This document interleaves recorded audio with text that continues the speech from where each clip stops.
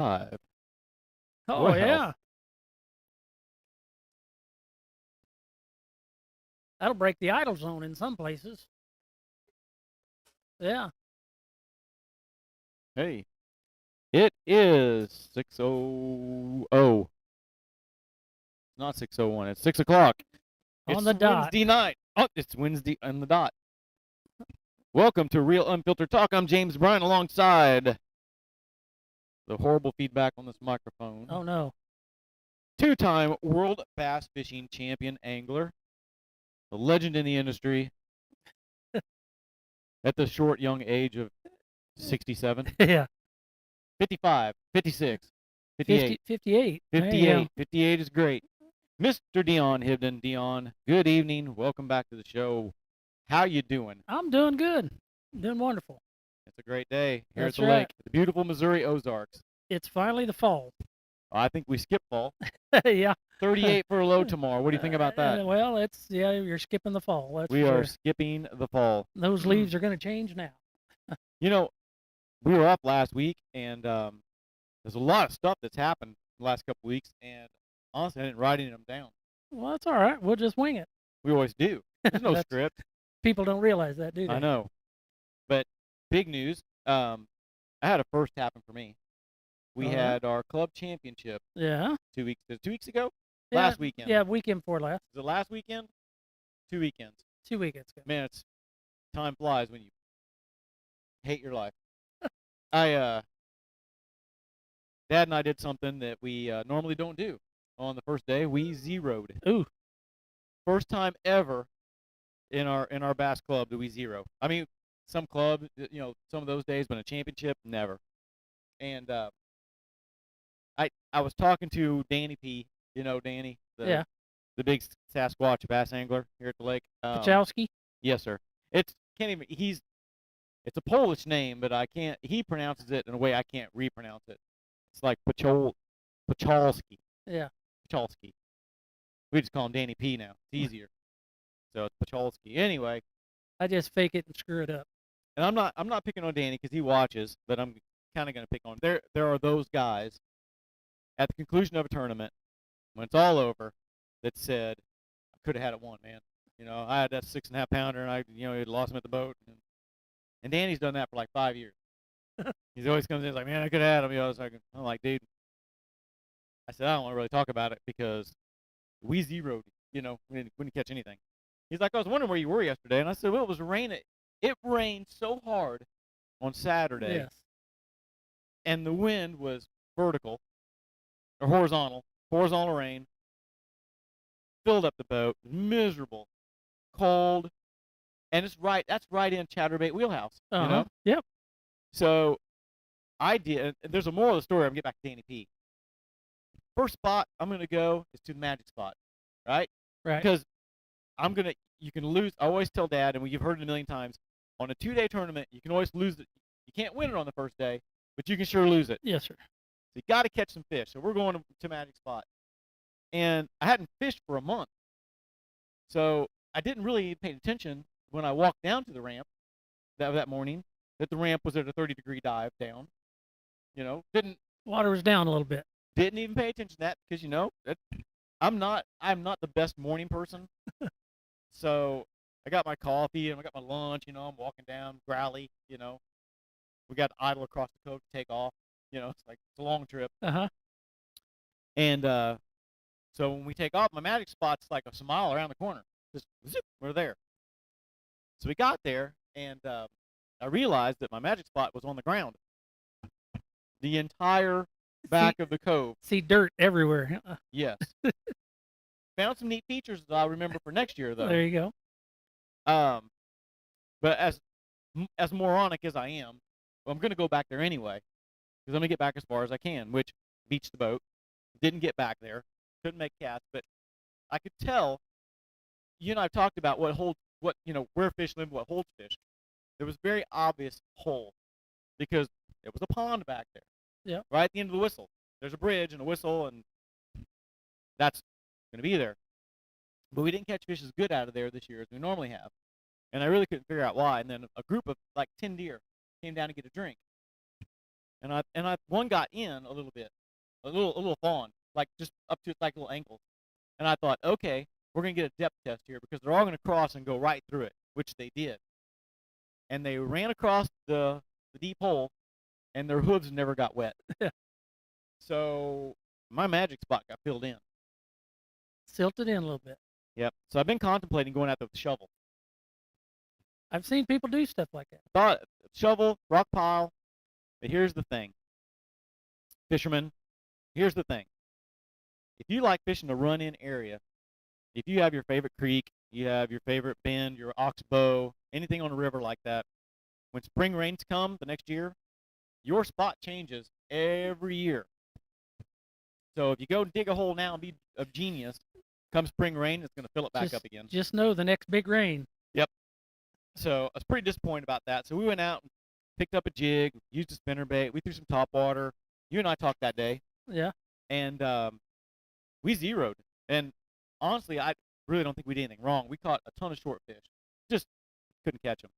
Second day we followed up and we caught 13 something. We redeemed ourselves at Sure. least Yeah. in You the feel good eyes about of, yourself, in the, anyways. in the eyes of our fellow That's anglers. right. Of course, we did not get a check. Did not place in the standings. So fast forward back to Danny's like, hey man, I should have been up there. I should have done it, And I said, you know what? Sometimes it's just not your day. And so, with that being said, I just want to share with everybody, we give some incredibly good information. It doesn't mean it's always going to work. That's right. I mean, That's right. it's the right information. Yeah.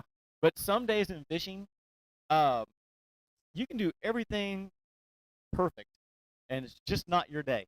Yep. That fish just doesn't want to do it, and that was our weekend. Yeah. Kind of sucks. It happens. It does. It does. So that's my championship Yeah. story. Lawson fished the same weekend, and Saturday was an abnormally tough day for all of them for the tournament that he fished down out of the lower end of the lake too, and that old rainy nasty day wasn't an easy day. There was one guy actually caught him, and that was it. I know I was going to say too. This year, and we're coming up November, so we're kind of wrapping up our year again. Yeah. So we kind of have to recap a lot of stuff from the year before.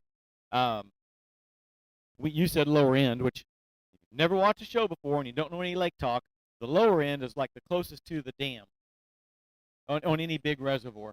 Yeah. The upper end is going to be the highest point where the river starts. So you have the higher end, the lower end, your creek arms, your feeders, blah, blah, blah. Yep. Lower end. We fish the upper end. Yeah. Now, Lake of the Ozarks in Missouri is about 111 miles long, Yeah. some roughly. We fished in the 40-mile mark area, 40 to 60 typically. Yeah. On day 2, guess where we went? I went downstream. I went down because Dad and I decided we were going to do something different. And I said, we're going to stop at the ledge. They're not running water, but we'll stop at the ledge. Spot that Dion and I know real well. And it's a really deep channel. It goes right up to a nice little flat. And the wind was really blowing on it from all that rain. I thought, this would be a good spot. And we went there and we spent about 30 minutes on it and never saw a bite. Huh. I mean, nothing. Shaky head, jig, top water, and we went down the entire stretch, all around Lighthouse Point, fished all the shallow docks, flipped every inch, every pylon, nothing. Went around the corner, the next pocket, went to the next cove where it's developed, and never caught a fish. Huh. But that point of the water, and we'll get to a conversation about this on any given lake, that water was about as brown as this table. It was kind of greeny, brown, weird, didn't smell, didn't have any weird, but it was a weird color. But once we got a little bit close to the Hurricane Deck Bridge, she turned green and clear. And it didn't look like a mud line to me because they weren't running any water. And it didn't look like the lake had turned over. But it was the weirdest color ever. But once we got out of that color, we started catching fish. And it was weird. And you and I talked about it on the phone the next day. I said, the craziest thing was that I like dirty water. It doesn't bother me. But I couldn't get bit in it. And once we got out of it, we caught fish. Yeah. From Hurricane Deck Bridge, which is 34, somewhere out, up to about the 38. And caught some pretty decent fish, but once we got out of there and went back up, they quit biting again. Yeah. With the exception of we and I'll get to what worked for me, which was kind of fun, but I can't explain the color. Can you? Because I think you said other anglers having the same. Yeah, same Lawson encountered the same thing in his practice. His tournament was a year-end championship, so he spent 3 or 4 days practicing. And the day that he spent above the Hurricane Deck Bridge, he fished all the major creeks up there, off and on, in and out, and he said he kept encountering that off-colored water, and never got no bites out of it, except in one creek. And in the one creek where he went into, the water was clear, and so he went and he actually caught some out of there and thought he could have caught them pretty well. But the fact of it was, below there was more of that dirty water, and above there was that dirty water. So he elected to stay completely away from it, in case whatever was changing the watercolor would creep into that creek also and mess it up. Right. But he encountered exactly the same thing. It seemed like to me it's funky in the fall, and that's kind of what I like about fishing in the fall also, is you have a lot of different variables that play into it. And it like you say, it's not really turnover, but you can encounter some weird water in the fall. Anytime you have water that sets for long periods of time and there's not much current going through the lake or something like that, it can funky that water up. It's just like a stagnant farm pond. Or I was getting ready to say it, and I don't want to create a controversy, but it was almost like some concentrated animal operation dumped all their crap in the creek and it just kind of settled across the lake. That's kind of what it looked like. Yeah, it's a weird deal. That's not what it was. No, I don't think it is. No. But it milkies up the water. The water you look at it and it looks, oh, well, that's a kind of a good color. So you drop your bait in it. You drop your bait in it and you can't see your bait 6 inches deep. And a lot of times that green colored water is the worst. Right. Until you get to where you can see your bait a foot or so deep, But like I say, there's a lot of different things. Charlie Campbell, used to say that on Table Rock, it had a lot to do with the leaves. When the leaves go to changing and the fall starts happening along, and then you start getting some of those rains that rain on those leaves and stuff, that it washes stuff into the lake and it changes the watercolors. Most of the time, that gives it kind of a tannic color, a red, kind of a reddish looking color to the water, and that can suck. That can make fishing bad. And I think it just messes with the oxygen in the water. Yeah. If you would have had, an oxygen meter in your boat, what did they call those back in the day? Color selectors. No, yeah. Well, that's basically the same deal. Yeah. Well, it was pH. Sorry, pH meter. pH meter. Yeah. Back when that the was O2 readers were, but anyway. Back when that was a big deal, you check the pH in that water, and most of the time it's funky. It's not good, and it doesn't necessarily affect the bass as bad as it does the shad. The shad are kind of a little weak fish. I kind of look at the shad like the Diary of a Wimpy Kid. The diarrhea. The diary. Oh, the diarrhea. Got it. There's a movie out there now. Right. Well, there's a kids movie that's Diary of the Wimpy Kid. Diary of a Wimpy Kid. I thought you said diarrhea. Sorry. Shad. That's what it sounded like. Right? Shad or that. They're just a weak little animal in the water, and anytime you change the oxygen level or something like that, makes them move. They're going to get the hell out of that because they can't breathe as well, and like I say, they're a little bit wimpy. We saw shad in it, but were they really active up on the surface? Not really. No. Yeah. Just on the graph you can see them. On the forward-facing sonar you could see them, and I think they get to the best oxygen level they can get to, and they just hang out till it blows away, or it rains and clears it out, or the water moves and something happens. Fella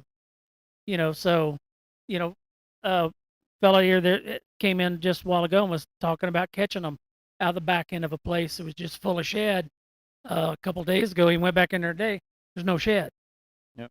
Kind of the same situation. Something's happened a little bit, and it's made those shad kind of go away or go down. The wind changed direction. And could be the wind change directions.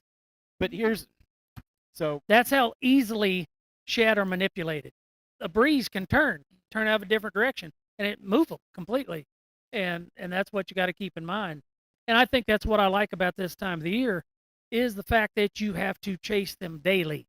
You can't just go out there and say, "Oh, well, I caught them out of this creek yesterday," and plan on going back day after day because sometimes the wind changes, the water changes, and you got to change with it. You got to move. right.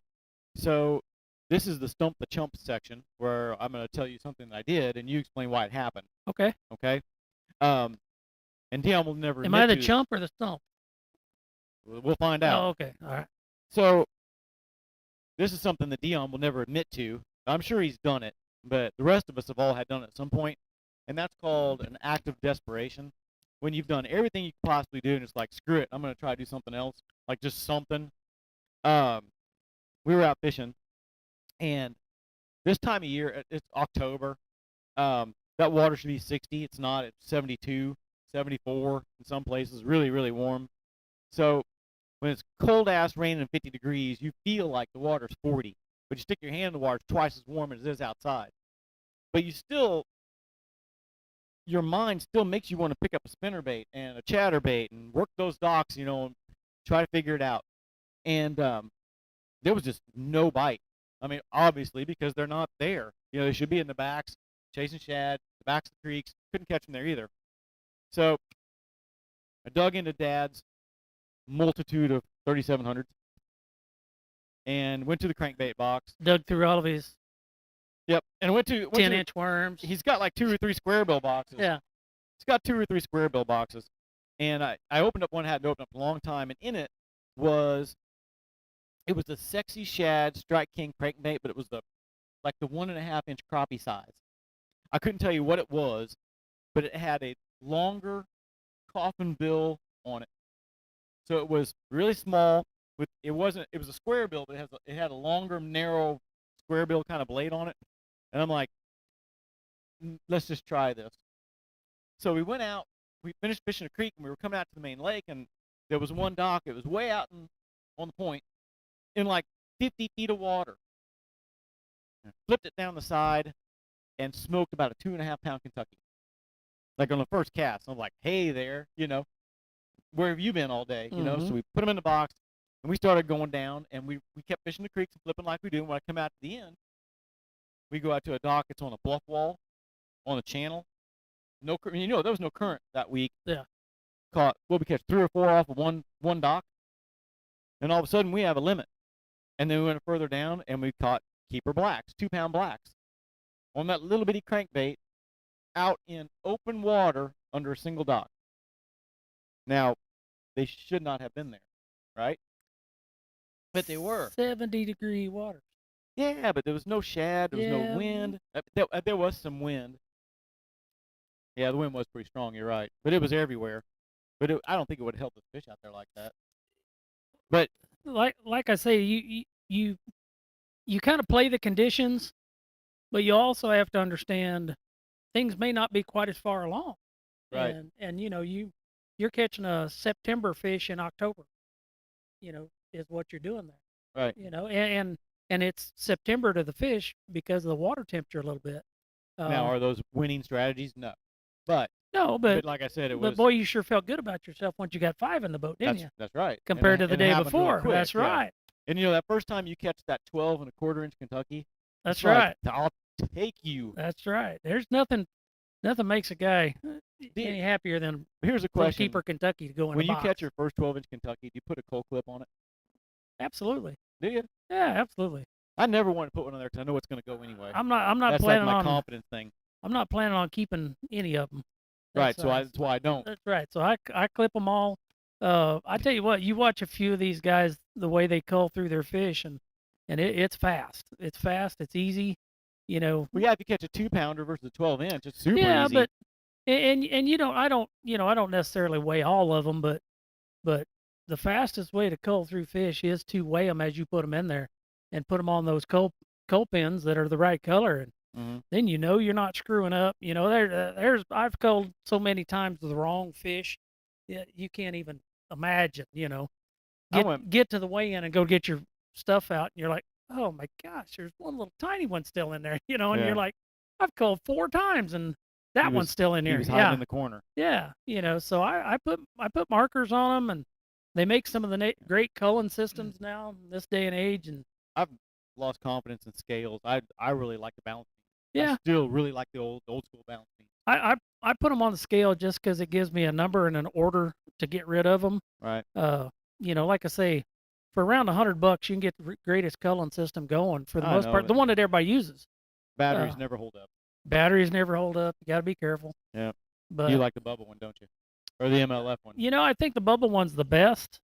I think it's the most accurate. The Rapala one was good for a long time. When With when the you touchscreen.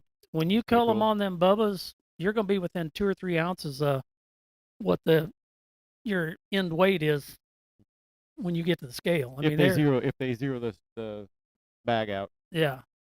If they're if their scale's way off, I can tell. Yep. For the most I've always part. said just never be upset if the scale's way heavy because they weigh heavy for everybody. They're way heavy for everybody. Yep, or That's light, right. same way. It's Yeah. just if they set the scale wrong, just make sure they don't change it in the middle of the tournament. I seen a guy throw a complete fit at one of the an Angry Pirate. I seen a guy throw a complete fit one day. Fish are too light. Oh yeah. Oh, my fish weighed 19 in the boat. Well, they weigh 17 here. Yep. And he said, well, that can't be. They can't be 2 pounds off. And then the Angry Pirate had to explain to him, they're 2 pounds off for everybody that's weighed in a bass today. That's right.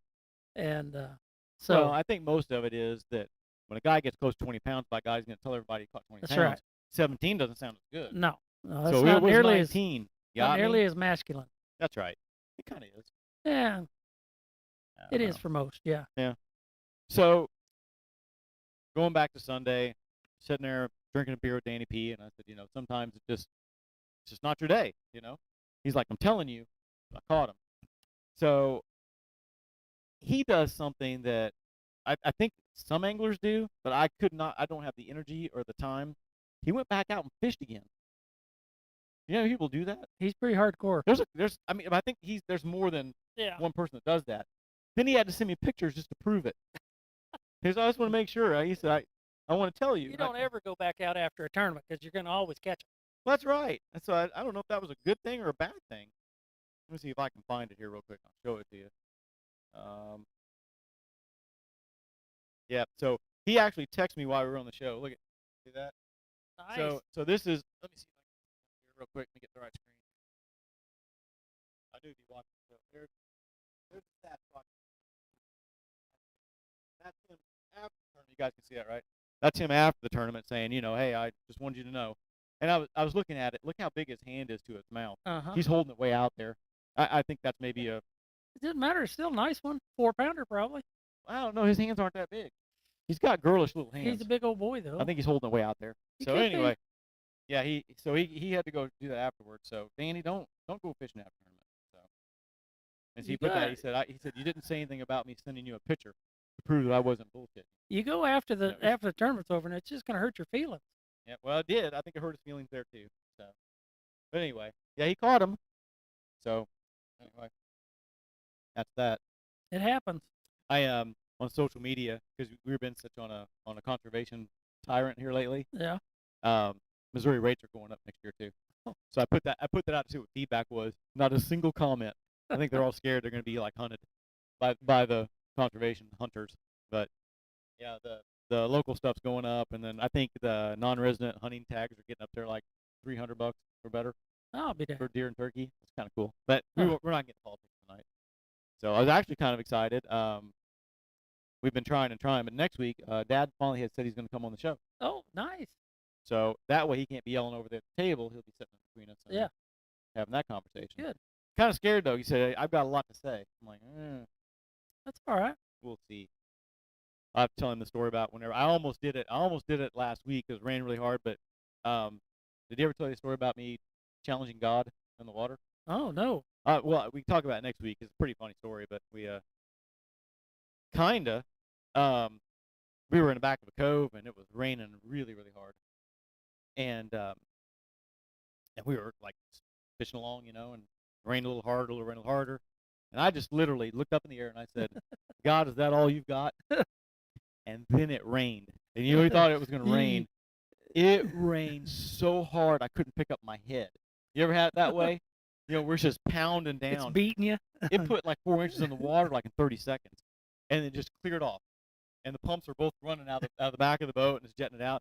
And Dad looked at me and he said, "Don't you ever do that Please, again." Keep quiet. Don't say that. So it was raining like a bear on Saturday night. And a couple times I was getting to smile at him. I thought, I don't want to push it. So Yeah. I'd be kind of mad. There's probably people down there in that.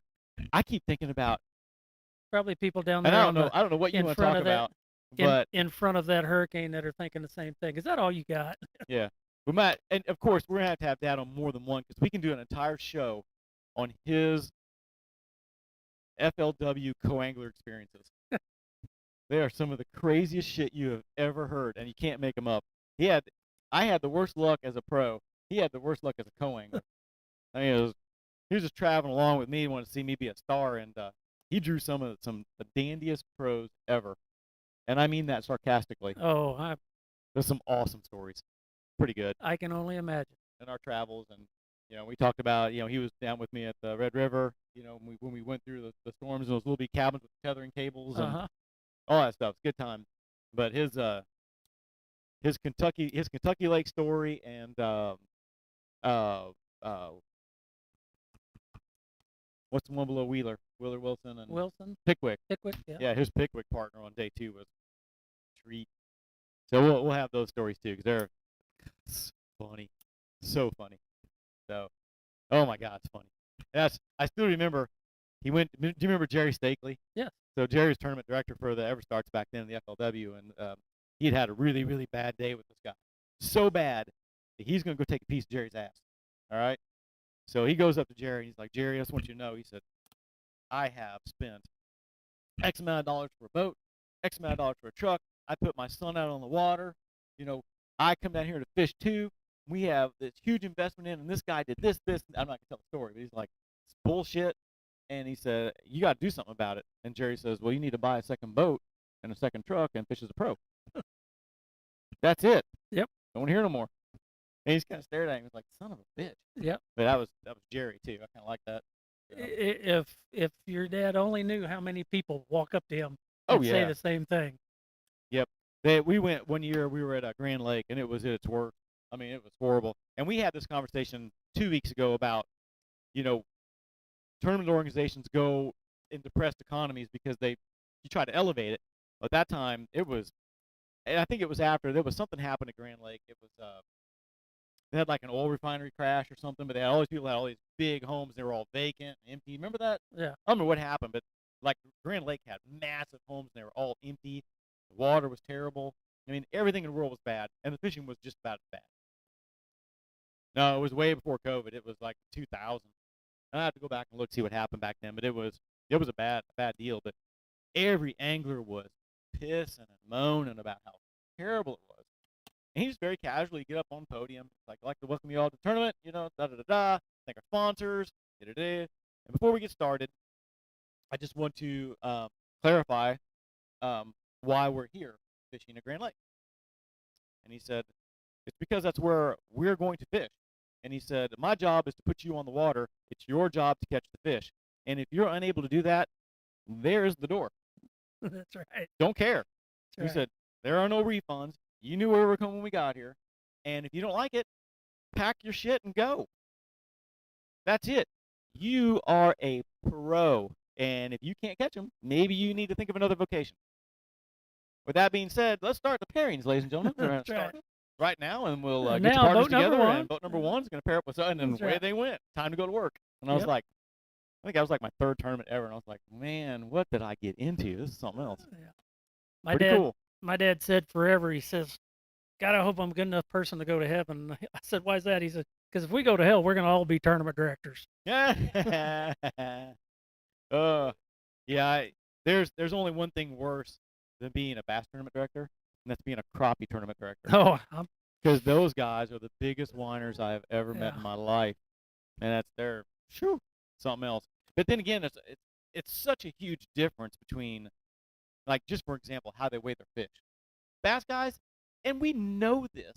We know that water retention will gain you a couple ounces, right? Right. And you want to take that bag and however they weigh it, if there's a little water in there, so be it. An ounce or two here and there, pick it up. No, we don't stuff weights in anything. No, but water retention's always been the best one. If you can get extra water in your bag, if it spills into the basket, you always joke about throwing your hat in. Whatever you can get to get a few extra ounces, fine. Crappie tournaments are determined by 1/100th of an ounce. Yes. So a drop of water is a big deal. So they literally You see people running around with their bags. They'll run their bags they up run, to the trailer, yes. and try to get on as quick as they can to get the weight as fast as they can. And man, if he put the fish on the basket longer than you did mine, and the water I lost my water weight, and it's like, well, dude, you don't get water weight, and it's constant all the time, and they always try to reform. We finally decided one year, one of the last years I was doing it, when I was working for ACT, they decided we put a cooler next to the weigh-in tub. And they put a hook on it. So they took this big Engel cooler, big one of 70 quarters, put water treatment and everything in it. And before they could weigh, they hung their bag on the handle on the hook. And then when they came up on stage, I took the bag, put it on the scale, in the same motion every time, so that everyone had the same opportunity for those fish to be weighed. Whatever water's coming out, that's fine. And I started noticing guys would roll their bag up as tight as they could get it, and they would sink it down in the water because they knew that if I hung the bag on the hook, the water would settle out of the bag and they would lose a half an ounce of water weight. So they started sinking the bag. So the tournament director would be like, listen, guys, you touch the bag, you don't do it the way I want to do it, I'm going to disqualify you. We're talking about how to hang a bag. And he would say, guys, it's really simple. It's monkey see, monkey do. The first guy hangs it, the next guy hangs it. But they would still do things like try to roll up the bag, try to whatever they could do to keep those fish. And they liked them rolled up really tight because they also wouldn't jump. So I never thought about the bass fishing. If you put your bag on the scale yourself, and you've done it a million times, you take that bag, set it on there, right? But the really smart guys roll them up. And so it's got all the water in the bag, and they set them on there, never flip. So you get all the water and the weight at the same time. There's a not a cheat. That's not cheating by any means, right? Nope. It's just if it's a really tight race and you want to gain an ounce bass fishing, that's a really easy way of doing it. Soak that bag and then roll it, and see if the director takes it back out or not. Because he has the right to take it off, drain the basket, put it back in. Yeah. He may, but I kind of like watching how people do that. Yeah. Which is why you always, when you have a tournament like that, it's always nice to have a bump guy because he generally counts the fish, puts them back in the bag, hands to you, and the water's gone. By that point, you're up the hill to the ramp and walk up the stage, and there's no water left typically, not to make a difference like that. But if you're able to carry your own fish up, it's a whole different ballgame. I had a guy once that cradled it. He rolled it up and he cradled it so he hold the water in his arm that way with his rain suit. You ever seen that? You watch those crappie guys; they carry them up there, and you look at that weighing line, and they're like, oh, he's got a bucket, and he'll have his bag in a bucket, and carry the bucket up there. And if somebody says something, well, it's easier to carry. Yeah, that's not what he's doing. No, it's not. Not he's carrying them up there so all the water's safe. For years, they finally cut it out, but for years, guys would, and when minnow fishing and crappie fishing was huge, they would buy minnows by pound. Well, a pound is, I don't know, 30 dozen maybe, something like that, close. But they would. I could count, but I'd be over. It's a lot of fish. I'm saying, they have a black tank full of minnows because they constantly want to keep the minnows alive, so they're changing them. At the end of the tournament, they would take that bucket, they would dump it in with their fish. So when they go to weigh, when they dump them out, it used to be in the earlier days of crappie fishing, they put them on like a milk crate and weighed them. So they dumped our fish in the milk crate. You carried the milk crate up, set it on the scale. And so water's gone, your fish flop around, they put a weight on top and they weigh them. But they started figuring out they throw all their bait in there too. You can get a dozen or two stuck in the milk crate. And they didn't take time to pick them out. And I never understood that because when I went up to weigh, when I went fishing, you would walk and crunch through a million dead minnows, and I never could figure out where all these minnows were coming from. Well, they were throwing them in their weigh bags, trying to get them to sneak them in there. I think they were hoping that a fish would even maybe grab one in its mouth and stick it. Yeah, something. But I mean, it's another thing that happens. My dad lost the U.S. Open by the weight of a plastic bag, and in that particular tournament, when you weighed in a big fish, when you weighed in a fish for the big fish category, you had to get another bag. So the getting two bags was a request. You could walk up there to get your bag and, I just need one, well, that's stupid.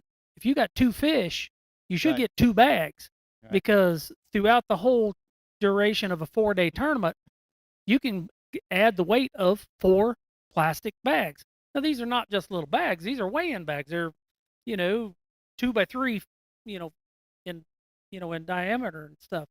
But he didn't realize he never had a big fish till the last day. The last day, he got 2 bags. Well, he fished with the winner of the tournament on the last day. He fished with Rich Dauber. They draw it out together. And Rich walks up, gets them 4 bags, walks back down. Well, Dad legitimately had a 4-pounder that day. And he didn't think a thing about it. He said, when they bagged up their fish, and Rich did not have a big one. Rich just had a bunch of 2-pounders, which was big enough to win. But he got that extra bag, put the other fish in it. Dad says, "Why'd you get 2 bags?" And he says, "Why not?" And as soon as he said, "Why not?" my dad's like, Uh-oh. Yep. "Oh, Dad missed winning by 2 ounces." Yep. What's a bag weigh? 6? And there's know? 3 bags that he could have weighed in throughout the 4 days of the tournament that he did not. So Yeah. you got to read the rules. Yep. Read the rules. I was Pay a- attention. It was a big deal in the crappie world back 10, 15 years ago too. It was really hard to keep crappie alive. So they would let you weigh early. So you could weigh, the scales open at 12, and you could weigh half your string. So if you had weak fish, you could run in 3 and weigh them. But you can only weigh 4. If you had 7 fish limit, you could weigh 4 at the conclusion of the tournament. So let people come in and weigh. Same thing. They were getting the water in the bag weight, and all of a sudden, these top 5 or 6 guys, they were weighing twice a day, every day. And fish weren't, we were weighing them. They didn't look weak. And he's like, they look pretty weak. We thought we'd better run in and get them. No, they caught those big fish early. They were full of water and heavy, and they're like, let's get them weighed, go back out and find their kickers and be done. And they got the extra bag, the extra water. Yep. And they always got checks. And that's just one of those aha moments where a tournament director said, all right, we're not doing that anymore. Yeah, we can't do that. Yep, you're going to have to learn how to keep your fish alive. Yeah, that's just it. And because it was one of those, just like your dad, it was an aha moment. Mm-hmm. It's like, oh, wait a minute, now I know what they're doing. Yeah. It's the cheating episode, but it's not cheating. Yes. Those are gaining competitive advantages in reading the rules. That's right. They're going to know how to do it. So, yeah, that's crazy stuff. Speaking of crappie, did you hear about the big one that got caught on the lake? I saw a picture of it, but I didn't know if it was real. Yeah. It was like 430. 4.5 pounder. Yeah. Yeah, I saw a Crappie. picture of it, and they turned it loose. Yeah. It had been longer than that. I think it had been like 22. Supposedly, Upriver too. yeah. Supposedly they've been some people that go to Grenada and stuff like that's been turning in some of them crossbreed. Up here. Yeah. So, or it's legal, but we're just gonna say we've heard it. But Yeah. It's strictly hearsay. Yeah. Right. But my son, I believe it because that fish looked like a Grenada style Yeah. crappie. It was a monster. which are But they crossbreds. I don't think it looked like it. They're black and white Mhm. crosses. Yep. That is fish what did they look are. like a cross. Yeah. But yeah, that was just an absolute monster. And It's supposedly real. yeah, I mean I went into the barber shop today and he knew about it. Yeah. Them barbers don't lie. Yeah, I mean, and the guys that caught it are not No, reputable no. guys. I'm saying they are reputable people. Yeah, they yeah, wouldn't just do that. Yeah, they're not I can see cagey. I can see them drinking some beer and having some fun and like That's trying right. to tease around a little bit, but not trying to capitalize No, off the fake fish. no. Lawson knew the kid and said he's pretty heads up guy. Yep. I watched a video. They were talking about it, and one of them said, and obviously they caught it on forward facing sonar because they said that one of the other kids that was in the boat had the opportunity but didn't because it was too big to be a crappie. And the other guy caught it was a 427. It'd be as big as a pillowcase. It'd be big. I'll see if I can locate that picture and we'll put it up next week. Yeah. So that'd be pretty cool. So yeah, that was. Yeah, if they and you know what, I'm all for it if they grow big like that Yeah. and sustain the winter. Well, yeah, it's hard to say. Any crossbreeds, they vary around the country. Certain things live, some don't. You Yeah. know, you just you Yeah, don't those- really know. Those fish were designed to live in 6 feet of water, Yeah. at 80 degrees, 365 days a year. Yeah. That's why they grow so fast. But then they come here and the metabolism slows way down. They probably don't live as Well, long. and the fact that see what most people don't realize about where we live. We have more food. Mhm. Simple as that. Well, I've never been anywhere in the world, and I'm talking I've been all over this planet catching bass, chasing bass, and there's nowhere got as much food as Missouri. I mean, Missouri, we got as many shad as anywhere. And like I say, you turn a fish like that with a big metabolism in here and a little bit bigger frame of body, and they're going to grow. Yeah. They're going to grow because there's more food than they've ever seen before. I've never been to Grenada, but I've never heard them talk about the food or the shad there or nothing. Never been there? No, I've never been there. It's a trip. But do they have tons and tons of food? They have shad. A lot But of shad. but I mean, here's unbelievable. I'm trying not to, I don't want to say something's a gar hole, it's actually a very lackluster lake. It's very shallow. It has deep holes. It has two arms running up. It's maybe 2-3 miles long on each arm. But it's remnant of an old. It's almost a lake. You know what I'm saying? It's not. It's definitely not Lake of the Ozarks. It's small. You can drive around the whole thing in 30 minutes. Just around the entire perimeter of it. But what Grenada has is it's extremely shallow, and it's extremely full of catfish and shad and crappie. I can't recall. I've maybe been there a dozen times. I don't think I've ever caught a bass, not even by accident. I'm sure they're in there, but did you ever catch a bass in there? Yeah, I never did. But you catch a crap ton of catfish. Those little fiddlebacks about this long are everywhere. But the lake is so extremely shallow. It's really where spider rigging became kind of the thing, because the lake is designed perfect for it, because they have these huge flats that are 1,000 yards long and 1,000 yards wide, and they're 6 feet deep and silt. So they're covered in shad. So everybody would go out, and they allow ATV riding when they do winter drawdown.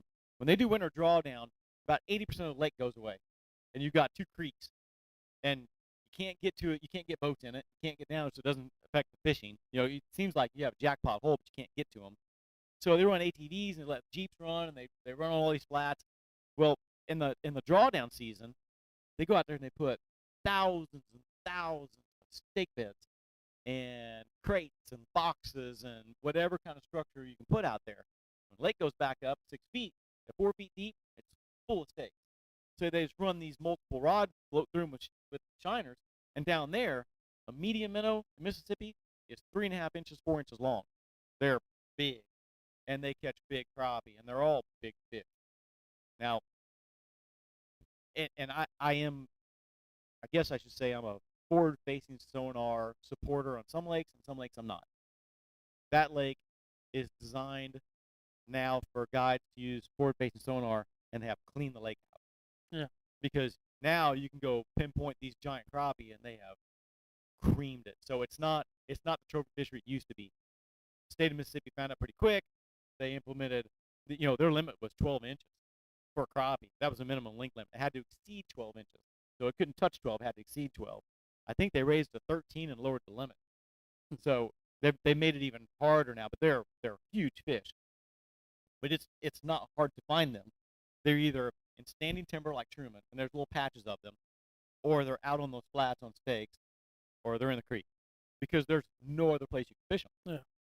Yeah. So unlike this lake, a little different. No place to hide. No, but ample food source. But again, it's just shad. I don't think I've ever caught a bluegill. I don't think I've ever caught any other panfish in that lake. It's crappie, catfish, shad. That's all I've ever seen in there. So just might not be a big fight for food, Yeah, I don't know. Yeah. But I think the secret of that lake, and it's that lake. It's Sardis. It used to be another one right next to it. They drained it. They're doing a bunch of dam work, but they actually drained the entire lake. Arkabutla. Those 3 lakes are all they're good sized lakes, but they're shallow. And I think because they're shallow, they stay hotter. They're silty bottom kind of lakes. I think that allows those fish to grow really fast, as long as they have ample food. And I think that's the difference why those southern lakes have always been so much better. Louisiana lakes do the same thing. Alabama lakes do the same thing. I mean, I think the same case can be made for Guntersville, even though it's a monster lake and it's big. It's still way south. Yeah. and it sees a much longer season. I've been down there when there's ice on the ramp, Sure. but still, it still holds grass, supports grass and Yeah. hydrilla and mats, and it's a great place to bass fish. Yep. But I think they can grow a little longer. So I think that's why I always hear why do television shows, why do the TV guys, the professional bass guys that end up when they get close to retirement, they do their own TV shows, they go out and do that stuff. They always go south. They always go south, southern lakes. It's because it's warm and it's great. No, because they grow faster and they're bigger. Yeah. That's why tournaments are always down. It's why they go to Texas and Louisiana and Guntersville and Alabama. Yep. They go to the Great Lakes and up north for smallmouth. But have you ever seen one in between? No. No. It's like, hey, let's go to a Great Lake in North Dakota. No. Every fish up there is 13 inches long. And they'll get some hate mail. It's like, no, we got some monster fish here. You have to come up to North Dakota. Anyway. It's definitely different. Growing season makes a big difference in everything. But like I say, for a crappie like that to get turned loose in Lake of the Ozarks, he's got nothing to do but eat. Yeah. So I can see one getting be 4.5 pounds. When we were at our old store, guy brought in one, and it was right around 4 pounds. Oof. And he brought it in alive, and we actually drove it to Springfield and donated it to Bass Pro. Nice. And the fisheries biologist, when we got it, the first thing he did is he took a gill sample to check the phytoplankton in the gills. Make sure it came from here. Correct. That was number one, to validate that it wasn't a farm fish. And then he said, this is really impressive. This is a post-spawn female. And at the time, I was not as into fishing as much as I was. We were brand new with our store. Yeah. Post-spawn means that she had eggs and dropped them. And he said a 4-pound crappie would typically hold 2 pounds worth of eggs. Ooh. And he said if you had caught it pre-spawn, you would have had a state record and beyond on a white crappie. It was a white crappie, but it was like 397 or something like that. Jeez. But he said it would have pushed 6 if she was been full eggs. So they put her into what do you call it? Confined. Quarantine. They quarantined it, medicated it, did it, and then I think it ended up like in some other state. They shipped it out and put it in a store somewhere. Yeah, nobody's gonna believe it came from Missouri. No. But it didn't matter. I mean, we thought I convinced the guy to do it because I knew he would get something really cool from Bass Pro. Yeah. You know what he got? Hey, thanks. A plaque. But no, we didn't even get that. He's like, hey, thanks a lot. We appreciate it. Have a safe Nice. trip home. I was like, shit, I thought we'd get like a hat or something. Yeah, fishing rod. We or did something. get a tour of the biology department. There I think you I go. told you that story before. And that's pretty cool. It was pretty cool. There was like tarpon over here, and there was like all these fish. It's still my favorite story about the 10-pound bass. I don't know if we told this story here or not, but they have in the Bass Pro Bio, and it's been a long time. I'm sure it's different now, but they look like swimming pools, and they're about 3 foot tall, and they had a big like a black plastic whistle down the middle of it. And so they had all these species of fish in these tanks, and they had bubbles and water and whatever. Not the point of the story, but they had one tank that had about 15 bass. They were all over 10 pounds, and they had them in, what's the word again? Quarantine. Quarantine. Thank you. They were getting them acclimated for travel to ship them out, and I wanted to look at them, and I still to this day I thought it was the coolest thing ever. You've heard the story, big fish don't get fish big by being dumb. So I'll go look at them, and all 10 of them would swim to the other side of the whistle. And I walk around the other side, they would swim around the other side. And when I try to trick them, they'd go in the middle. And they would never let me see them, because they weren't in an aquarium where they were just like stuck. They could actually move, and they would always move the other side of where I wanted to see them. And I thought that was the most fascinating thing that I took from the entire trip was that those big fish saw me and didn't want me to see them. Yeah. That was kind of cool. It always makes me think about that when I'm fishing. But, yeah, how many times do they hear your trolling motor coming? They hear your trolling motor, or they get a glimpse of you. And I mean, I'm a firm believer they see you. In clear water, yes. Yeah. I am a really big believer in. So there's audible noise, and there is resonating noise. So audible noise is, I think you and I can speak openly when we're at bass fishing, and has very little impact on bass fishing. They might hear a murmur if you're screaming. But you slam a deck lid, stomp around the boat, that's resonating noise that goes through the hole down in the water. I think that is more detrimental when you're fishing shallow water than it is audible noise. That's, they always say, well, radio should be a big deal. It's like, yeah, you thump that bass down there while you're cruising down the bank, and I bet you're not going to have as much luck as you would Yep, shadows. Yeah, and we've had that conversation. What's better, a black hole or a white hole? You have a black hole, and they look up, they don't see much. White, you do blue and it's like the sky. What do you do? Yeah. But My dad was a believer in all that. he was in a black hole believer, right? Most of the time, black or white. Well, what other is there? That's it for him. I mean, what other Yeah. colors? Well, no, I mean you could, but I mean he thought he never had a red bottom boat, did he? no, Yeah. no, I don't no. know, It did was you? always me. No, Yep. So yeah, that he was wouldn't let something. me. He was always there when I was ordering my boat. He wouldn't let me. No, don't be stupid. So I don't know. The skunk boat was a really bad idea, but it was a really pretty boat. yeah, It was the first boat I bought for him. He had a black 520 Ranger, and it was black on black. It had charcoal carpet, white seats, and the white Ranger flash down the side. And it was called Skunk Boat. Yep. Cool boat. But he put every color of flake that you could put in it in the black finish, so it was like glistening, beautiful.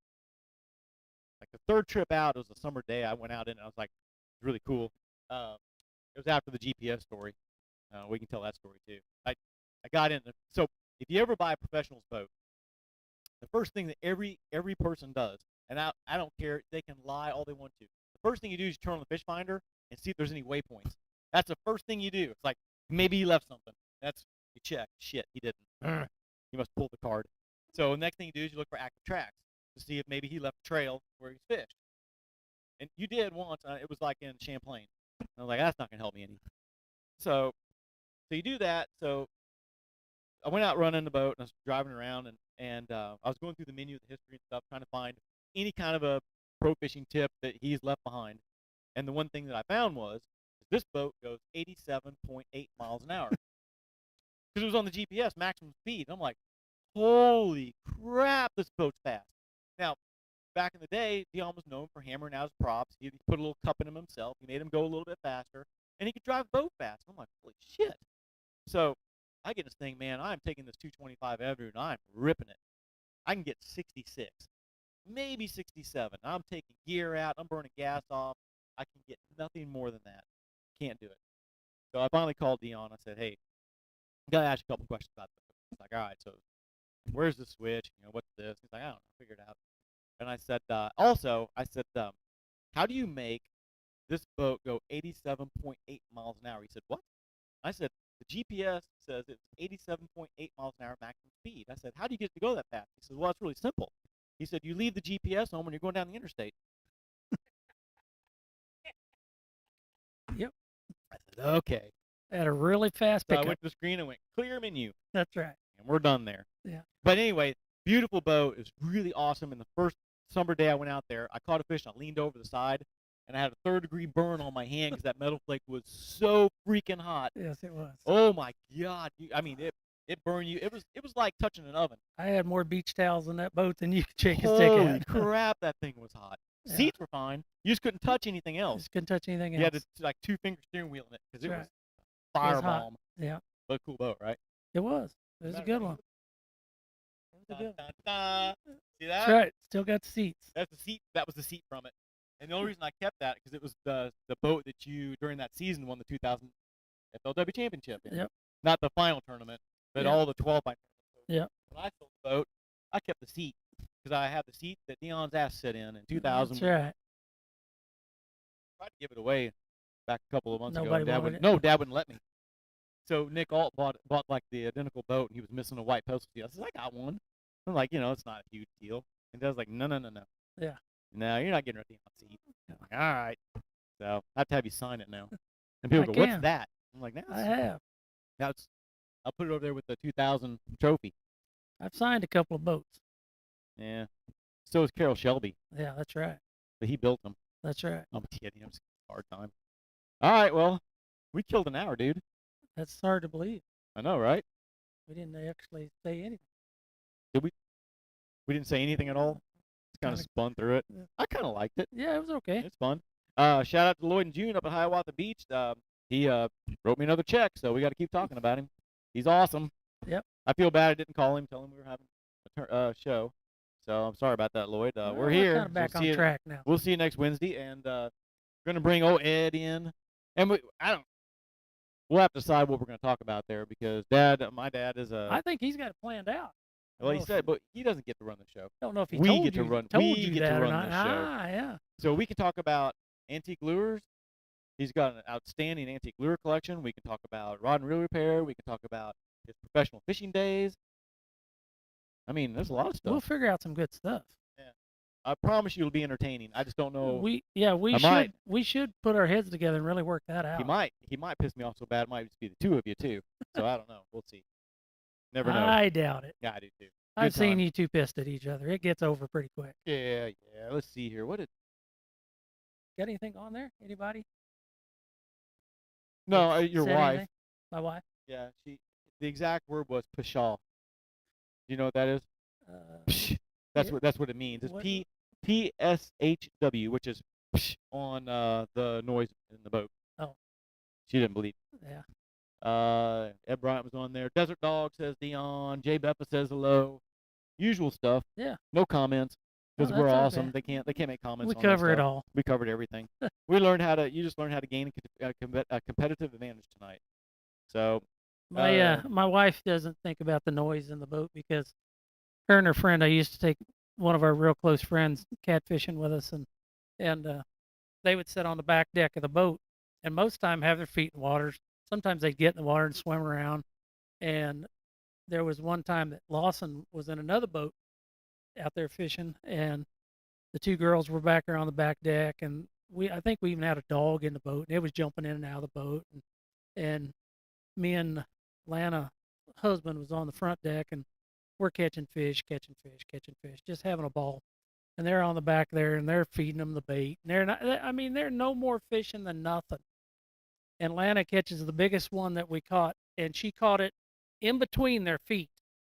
My wife's sitting here, Lana's sitting here, and she caught it in between their feet with that much line out, and caught like a 10-pound flathead right between them.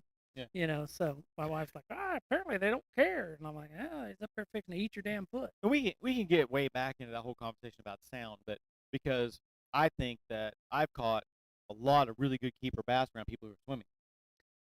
I think they get used to it. I think a bass can be curious, commotion. I mean that can emulate a feeding frenzy. It's all kinds of things like a school of fish flopping around the water and they go up there. I mean, how many times has a perch nibbled on your toes when you're swimming? I think it's a worm. Whatever. But there's a lot of things you can take into consideration. My dad used to, when you find them on the bed.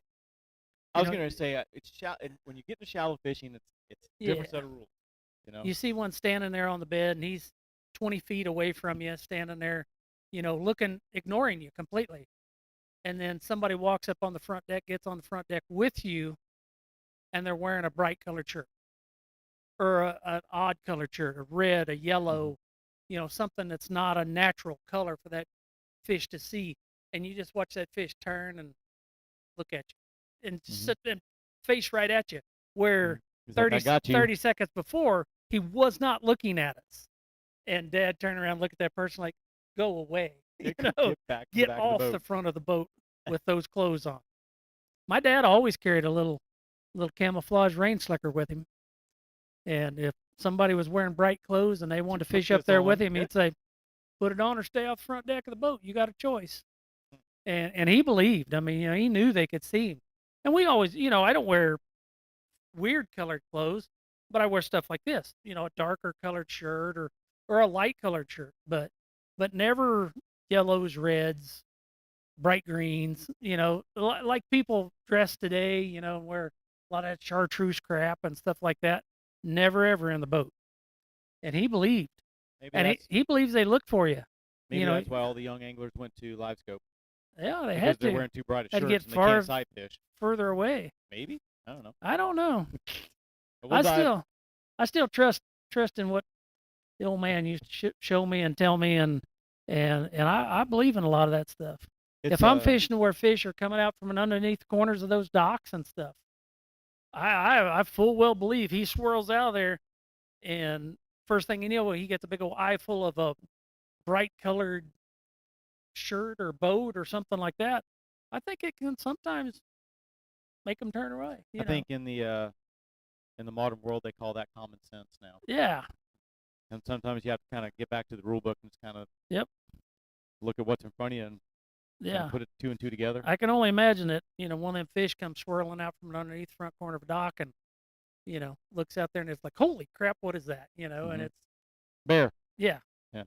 So, We'll tackle more of that next week. I want to thank everybody for tuning in. Thanks for the guys coming to the Legends and Liars Club tonight. We'll be here same time next week with our special guest.